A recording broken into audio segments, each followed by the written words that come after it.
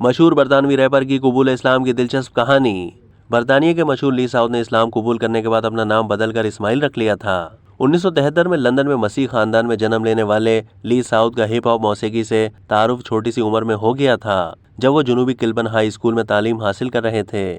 مشہور ریپر نے ایک انٹرویو میں اسلام کی جانب راغب ہونے اور مسلمان بننے کی بہت ہی دلچسپ کہانی سنائی۔ اسماعیل نے بتایا کہ میں گلوکاری کے آغاز میں صرف بیٹ کے ساتھ سر ہلانے پر اکتفا کرتا تھا، لیکن وقت کے ساتھ ساتھ میں نے ایسے فنکاروں پر زیادہ توجہ دینا شروع کر دی جن کی موسیقی میں زیادہ گہرائی تھی۔ اسماعیل نے کہا کہ جلد ہی مجھے معلوم ہونا شروع ہوا کہ میرے پسندیدہ فنکار اپنے گانوں میں کیا کہہ رہے ہیں۔ وہ مزید بتاتے ہیں کہ یہ وہ وقت تھا جب متعدد ریپرز اپنے گانوں میں عربی زبان میں جملے شامل کیا کرتے تھے اور ان میں سے اکثر مسلمان نہیں ہوتے تھے، لیکن وہ انشاءاللہ جیسے الفاظ استعمال کرتے تھے۔ اسماعیل کہتے ہیں کہ کچھ ایسے ریپرز ہوتے تھے جو اپنی موسیقی میں اس بات کا ذکر کرتے تھے کہ کیسے انہوں نے اپنی زندگی کو مزید گہرائی سے دیکھنا شروع کیا تھا اور وہ روحانیت کے بارے میں گانا گایا کرتے تھے۔ انہوں نے بتایا کہ ایرک بی اینڈ راکم بھی اسلامی الفاظ بولا کرتے تھے، جس نے مجھے سوچنے پر مجبور کیا تھا۔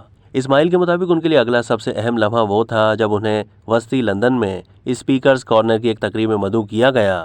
وہ بتاتے ہیں کہ میں ہائیڈ پارک کارنر گیا اور جاتے ہوئے مجھے معلوم نہیں تھا کہ یہ کیسی جگہ ہے۔ وہاں پہنچ کر میں ہکا بکا رہ گیا۔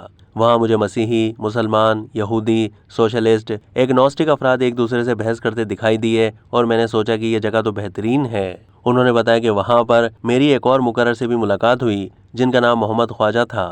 ریپر اسماعیل بتاتے ہیں کہ وہ بھی میری طرح ایفرو کیریبین تھے اور وہ اسلامی افریقی لباس میں ملبوس تھے، اور جب وہ بولتے یا بحث کرتے تو کوئی بھی ان کا مقابلہ نہیں کر پاتا۔ اس ملاقات کے بارے میں انہوں نے مزید کہا کہ میں نے ان سے اسلام کے بارے میں پوچھنا شروع کیا۔ میں نے کہا کہ میں اسلام کی کچھ چیزوں سے اتفاق نہیں کرتا، تو انہوں نے مجھے ان باتوں پر وضاحت فراہم کی۔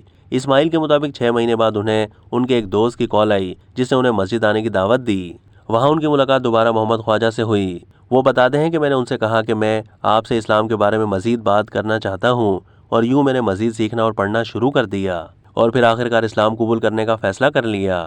مسلمان بننے کے بعد ریپر اسماعیل کے خاندان کا کیا رد عمل تھا، اس پر انہوں نے بتایا کہ جب میں نے اسلام قبول کیا تو میں نے شراب پینا چھوڑ دی، خنزیر کا گوشت کھانا بھی چھوڑ دیا، اور میں پارٹی کرنے بھی نہیں جاتا تھا۔ میری فیملی نے سوچا کہ شاید میں پاگل ہو گیا ہوں۔ انہوں نے بتایا کہ لیکن پھر میں نے اپنی والدہ سے کہا کہ میں اب شادی کرنا چاہتا ہوں، اور جب میری والدہ نے یہ سنا تو انہیں تسلی ہوئی اور اب وہ میرے بارے میں فکر مند نہیں ہیں۔ اسماعیل نے اپنا ہپ ہاپ ایکٹ بھی بنایا جسے انہوں نے مکہ ٹو مدینہ کا نام دیا۔ اسماعیل سلام پروجیکٹ کے بانی ہیں جو بچوں کو متحرک رکھنے کے لیے اقدامات اٹھانے کے ساتھ انہیں مسائل میں امداد فراہم کرتا ہے۔